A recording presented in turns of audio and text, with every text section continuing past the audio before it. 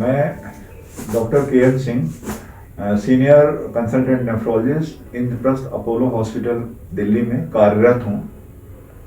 Sir, black fungus क्या है?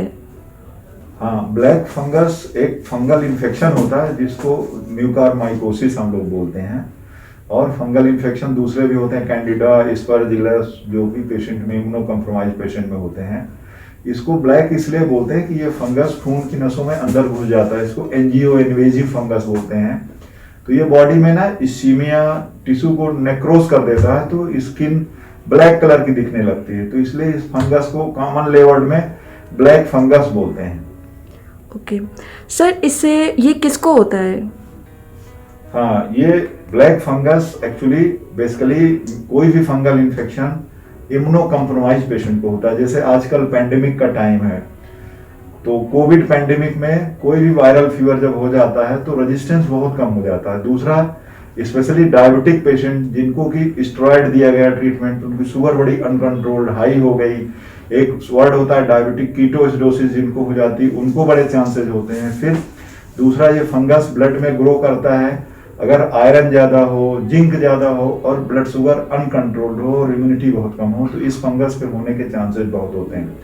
दूसरा, ये होस्ट फैक्टर कहलाते हैं, पेशेंट के फैक्टर। दूसरा होता है इन्वायरमेंटल फैक्टर, बाहर से ही फंगस आता है, तो ये अपॉर्चुनिस्टिक फंगस कहलाते हैं। तो ये अगर इन्वायरमेंट में है, मान लो किसी को ऑक्सीजनेशन जो दिया, ह्यूमिडिफायर में प्रॉब्लम है, या पेशेंट को कहीं इंट्रावीनस के थ्रू जा सकता है, ब्लड के थ्रू जा सकता है, या इनहेलेशन के थ्रू जो सबसे कॉमन है उसके थ्रू जा सकता है बॉडी में। तो जब बॉडी की रेजिस्टेंस कमजोर होता है, जिसको हम इम्यूनिटी बोलते हैं, तब ये फंगस बॉडी में मल्टीप्लाई कर जाता है और खून की नसों में घुस के पूरे अंग को अफेक्ट करता है। और बेसिकली ये फंगस 4-5 जगह, जैसे रानियो सेरिब्रल सबसे कॉमन है, जो आजकल जिसको लोग आंख गिरी हुई टोसिस बोलते हैं, काले रंग का चेहरा दिखता है, तो इसी को हम लोग ब्लैक फंगस बोलते हैं। तो ये राइनो सेरिब्रल म्यूकारमाइकोसिस करता है। लेकिन इसके अलावा ये फेफड़े में हो सकता है, जिसको पल्मोनरी बोलते हैं, स्किन में हो सकता है, और ये कभी बहुत सीरियस हुआ तो पूरी बॉडी में होता है। हम लोगों के ट्रांसप्लांट पेशेंट में भी ये फंगस होता है, लेकिन इससे ज्यादा कैंडिडा और एस्परजिलस होता है। लेकिन ये भी फंगस इन्फेक्शन होता है हमारे ट्रांसप्लांट पेशेंट में, और ये फंगस इन्फेक्शन काफी सीरियस होता है और जानलेवा होता है। सर, ब्लैक फंगस के लक्षण क्या हैं?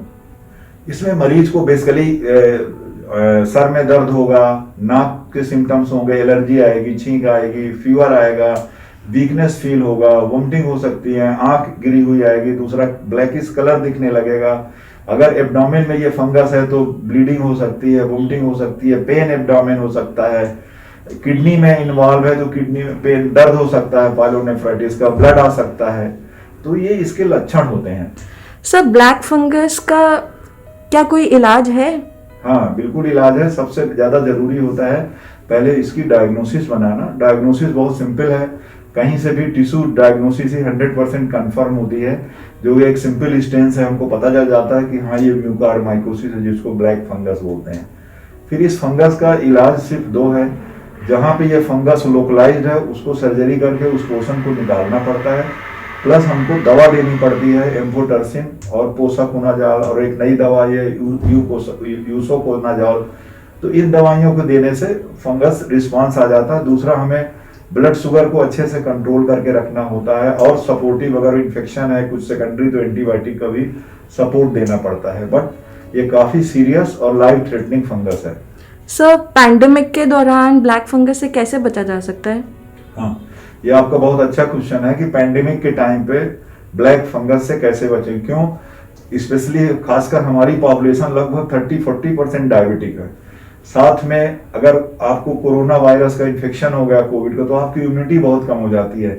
तो दूसरा, ये जब 2 चीजें होती हैं, तो तीसरी चीज क्या होती है कोविड में, कि स्टेरॉइड का यूज करना। तो स्टेरॉइड का यूज करते हो तो और डायबिटीज अनकंट्रोल हो जाती। तो एक तो जो स्टेरॉइड यूज करें वो अपने फिजिशियन को, पढ़े लिखे डॉक्टर को दें, और अननेसेसरी स्टेरॉइड नहीं खाएं। जिस समय इंडिकेटेड हो, जिस समय स्टार्म पीरियड हो या बहुत जरूरी हो, तो फिजिशियन के एडवाइस से लें, और जितनी जल्दी हो सके उसको बंद करें।